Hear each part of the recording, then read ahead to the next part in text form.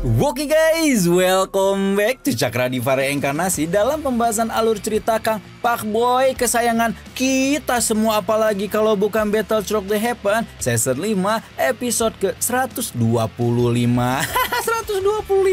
156. Seperti biasa kita review dulu pembahasan episode sebelumnya, dimana setelah dilepaskan oleh Sudao, Shoyan dan kawan-kawan justru jatuh dalam jebakan klan Hun dan bertemu dengan leluhur klan Dajjal itu yang merupakan dua ahli kelas Doseng. Meskipun Sudao berusaha sekuat tenaga melindungi Shoyan dan teman-temannya, tubuh energi kelas Banseng itu tetap tidak sanggup melawan dan hampir saja digeprek kalau mantan ahli terkuat di dunia sekaligus juga leluhur klan Xiao, siapa lagi kalau bukan Xiao Xuan datang untuk menolong. Setelah meninterupsi kejahatan klan Hun, Xiao Xuan kemudian mengajak Shoyan dan Sun Er untuk masuk ke dalam makamnya dan memberitahu cerita panjang tentang kegagalannya mempertahankan garis keturunan Do di klan Xiao. Meski demikian, setelah melihat Shoyan, Xiao Xuan yakin bahwa pemuda itu memiliki masa depan yang lebih gemilang dibanding dirinya dan membawa harapan akan kejayaan klan Xiao di masa depan. Sampai merinding nih lama-lama. Setelah temu kangen satu episode yang lalu, Xiao Xuan lalu mengajak cucu cicitnya untuk masuk ke bagian lebih dalam makamnya, tepatnya di sebuah kolam yang menjadi tempat penyimpanan warisan darah Do di klan Xiao yang terakhir. Xiao Xuan menginjak permukaan kolam dengan tenang sebelum kemudian menyentuh ruang di antara kedua alisnya dan menyebabkan ledakan energi langsung membuat seluruh air yang ada di sana bergejolak hingga akhirnya berubah warna menjadi merah ketika garis darah keturunan Dodi terakhir yang Xiao Xuan sebutkan telah menyatu dengan air kolam. Tidak menunggu lama sampai kolam bening itu berubah menjadi lautan yang merah, sampai kemudian Xiao Xuan memerintahkan keturunannya untuk masuk dan mewarisi garis darah Dodi terakhir klan mereka.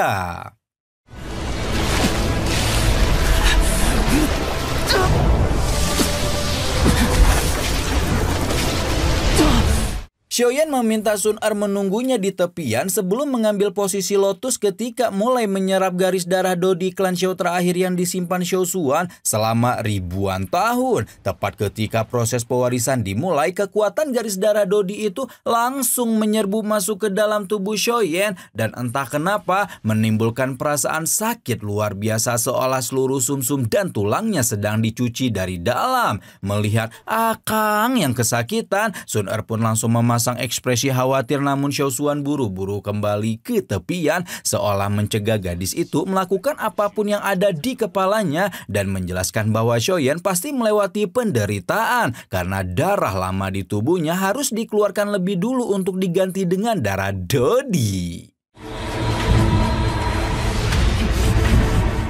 Setelah melewati beberapa lama proses cuci darah yang menyakitkan, Shoyan merasa kesadarannya semakin menjauh dan membuat Xiao Xuan di tepi kolam langsung meneriaki keturunannya agar tidak kehilangan kesadaran karena bisa membuat proses pencucian tidak selesai dengan sempurna. Suara Xiao Xuan tentang momen ini adalah satu-satunya kesempatan bagi Shoyan untuk mendapatkan tetes darah Dodi terakhir klan Xiao terus menggema di telinganya dan membuat tuan muda ketiga keluarga Xiao itu berusaha keras menarik kesadarannya yang hampir hilang. Setelah melewati penderitaan panjang, Shoyan pun benar-benar kehilangan semua kekuatan dalam tubuhnya seiring dengan proses pencucian darah yang akhirnya telah selesai.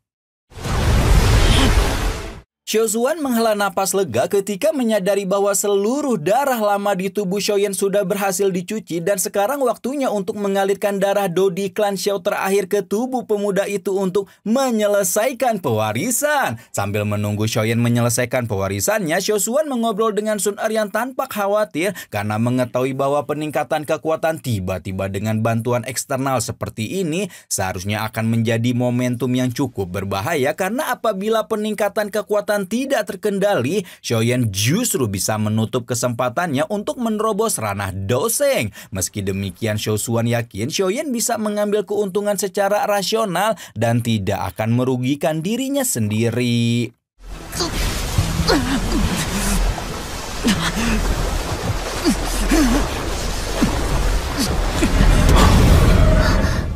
Tapi ketika Xiaosuan sedang asyik ngobrol dengan Sun Er itulah, tiba-tiba ada sesuai yang salah dengan proses pewarisan sebelum kemudian tubuh Xiaoyan meledakkan sebuah kekuatan yang membentuk bayangan naga Phoenix di balik tubuhnya. Pemandangan itu auto membuat Xiaosuan terkejut memikirkan, dari mana atuh datangnya kekuatan garis keturunan naga Phoenix di tubuh Xiaoyan atuh? Bukannya apa-apa, naga Phoenix memiliki garis keturunan yang sama kuatnya dengan klan kuno, dan sekarang keberadaan garis keturunan itu telah membuat tubuh Xiaoyan menolak garis keturunan klannya sendiri. Apabila pewarisan dipaksakan, maka Xiaoyan akan berada dalam bahaya, dan satu-satunya cara yang terlintas di pikiran Xiaosuan adalah meminta bantuan Sun Er untuk memberikan garis darah klan Gu agar bisa menekan garis keturunan naga Phoenix bersama dengan garis darah klan Xiao.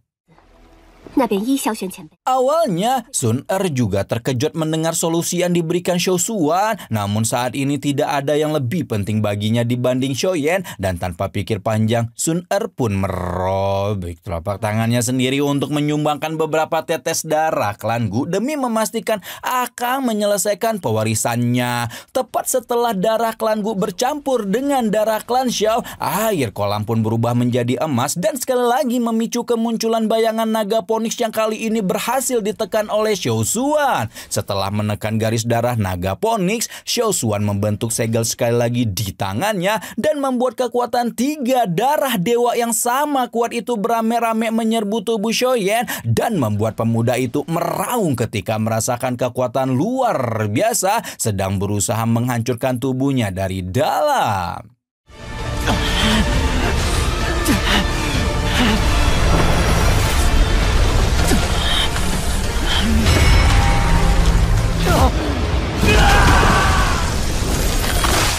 Tanpa bisa dicegah, tawuran antara 3 kekuatan garis keturunan yang luar biasa kuat benar-benar menghancurkan seluruh meridian di tubuh Xiaoyan dan menyebabkan pemuda itu hampir kehilangan kesadaran hingga membuat Sun Er dan Xiaosuan di pinggir kolam menunjukkan raut ketakutan. Xiaoyan merasakan kesadarannya benar-benar menjauh sebelum kemudian melihat bayangan ayahnya yang sedang tersenyum dan membuatnya bertekad untuk tidak akan membuat orang paling berharga di hidupnya itu khawatir lagi karena dia akan menggantikan ayahnya untuk memikul beban keluarga mereka. Segera setelah mendapatkan semangatnya kembali, Xiaoyan pun menyadarkan diri sekali lagi dan di bawah kontrol luar biasa Xiaosuan, peleburan berlangsung lancar sampai akhirnya membentuk satu darah baru yang mengandung 3 kekuatan garis keturunan kuno legendaris di dalamnya.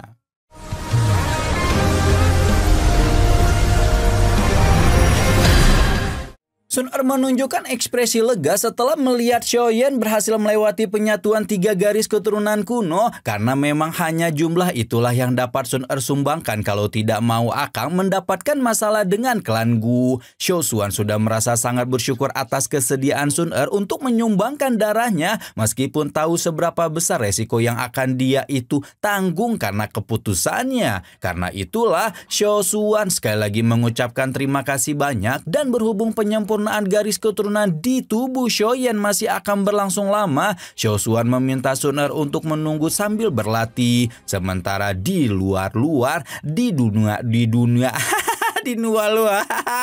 Sementara di dunia luar, Gu Yuan merasa hidungnya menjadi gatal dan langsung khawatir kalau anak gadis semata wayangnya lagi diapa-apain sama Xiaosuan. Oke, kita tinggalkan dulu Gu Yuan dan insting kebapak-bapaannya yang sedang meledak-ledak itu. Karena sekarang Xiaoyan sudah menyelesaikan penyempurnaan garis darah keturunan baru di tubuhnya hingga waktunya momen penerobosan pun dimulai. Hanya dalam waktu singkat kekuatan Xiaoyan melejit ke puncak bintang 8 Dojun. Namun hal itu membuat Sun Er khawatir karena seperti yang udah kita jelasin di awal, penerobosan yang tidak terkendali justru bisa menutup potensi untuk naik ke ranah yang lebih tinggi. Xiaosuan menenangkan Sun Er dan meminta gadis itu percaya kepada kekasihnya karena dia yakin Xiaoyan pasti dapat menahan lonjakan kekuatan itu dengan tekadnya.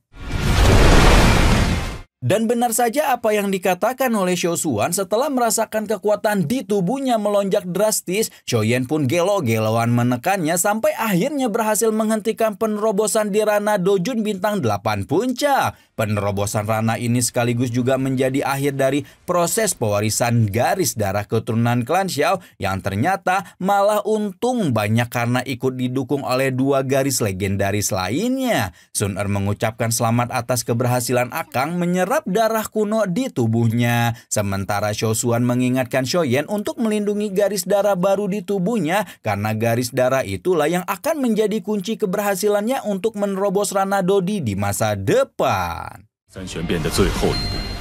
Xiaoshuan. Setelah itu, Xiaoshuan memberikan metode terakhir dari transformasi 3 api misterius dan meminta Xiaoyan untuk segera melatih metode itu untuk melukis tato klannya sendiri. Klan Xiao mah gitu ya, kalau klanku kemarin dilukis pakai tinta 7 warna. Ini Xiaoshuan nyuruh cucu cicitnya ngegambar sendiri biar mandiri. Xiaoshuan meminta Xiaoyan untuk menggunakan sisa waktunya di makam surgawi dengan baik, dan setelah 1 tahun berlalu, leluhur klan Xiao itu dibuat terkejut karena keturunannya telah berhasil menggambar 8 goresan tato klan, di mana kecepatan semacam ini sangatlah luar biasa bahkan apabila dibandingkan dengan generasi muda klan Xiao di masa jayanya. Namun ternyata Xiaoyan belum cukup membuat leluhurnya terkejut karena pemuda itu masih melanjutkan kultivasinya sampai akhirnya berhasil membentuk 9 goresan tato klan yang sempurna.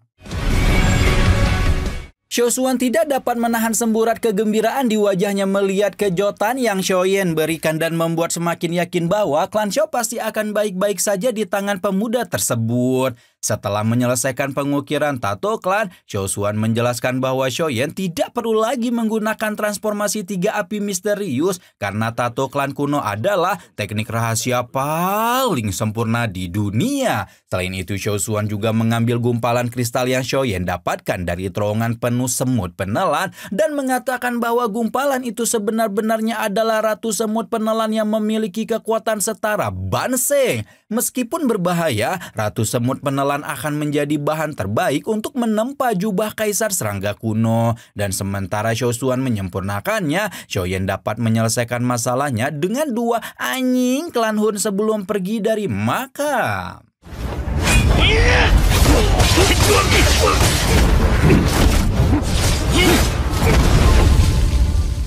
Xiaoyan baru jauh dari makam Xiaoshuan ketika Hunya dan Hunli masih berburu tubuh energi kelas 9 sambil ngomel-ngomel berjanji akan menghabisi Xiaoyan suatu saat nanti kalau tidak ada Xiaoshuan. Namun ternyata mereka tidak perlu menunggu suatu saat karena Xiaoyan sudah lebih dulu muncul yang membuat 2 antek dajjal klan Hun itu auto sibuk melarikan diri. Sayangnya Xiaoyan sama sekali tidak berniat memberikan mereka kesempatan untuk kabur dan hanya dengan 1 pukulan tuan muda ketiga keluarga Xiao itu berhasil membuat Hunli pindah alam dengan sangat menyedihkan.